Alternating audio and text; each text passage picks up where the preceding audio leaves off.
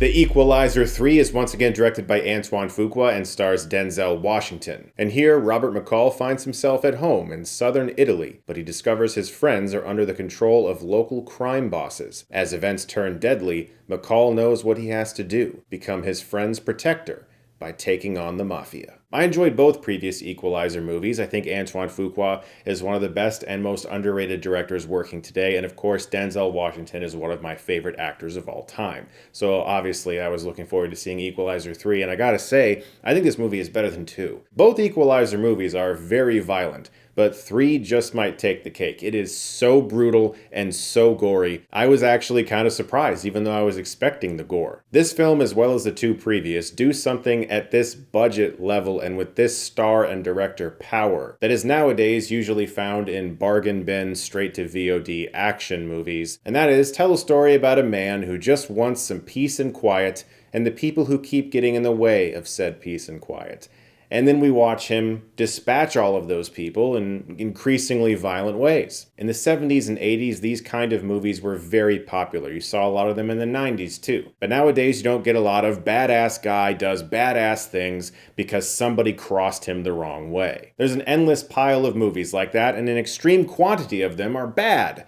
But the Equalizer movies are good because Antoine Fuqua is genuinely a masterful filmmaker. I would never dare to say that this trilogy is masterful, but I think that Antoine Fuqua knows exactly where to put the camera to maximize not just the violence, but the character. And Denzel Washington is always going to be incredible in everything that he does. This is not a person who usually does sequels or franchises or film series of any kind. The fact that he's come back for 3 of these and the fact that Antoine Fuqua still enjoys making them tells you that these guys really like what they're doing. And you can see it on screen because Washington is still endlessly charismatic. He has a scene in this film that gave me goosebumps. The hair on my arms was standing up. I think once the movie is available to the public, it will be uploaded to YouTube and will probably be called the I Understand scene.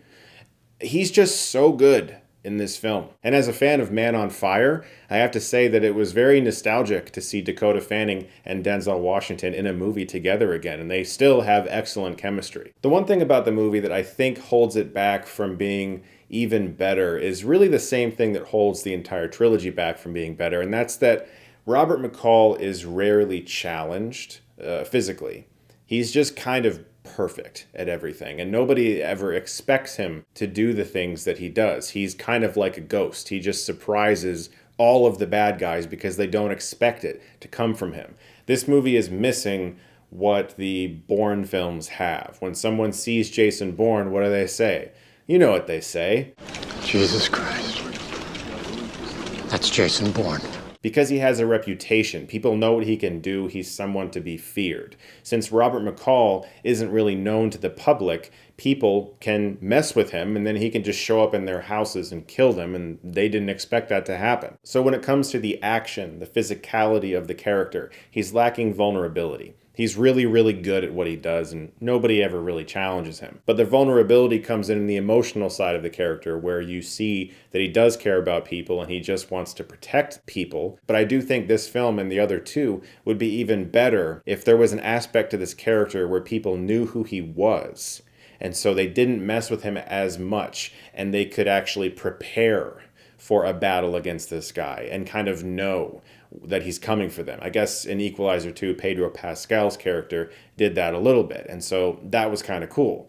But this movie just has like a loner guy in Sicily who is like, I'm gonna kill all these people. And they're just like, sure, do it. But not for a second did that stop me from enjoying this extremely well-directed, very fun movie with another great performance from Denzel Washington. Guys, thank you so much as always for watching. I hope you see the movie. Let me know what you thought if you did. And if you like this, you can click right here and get Stuckmanized.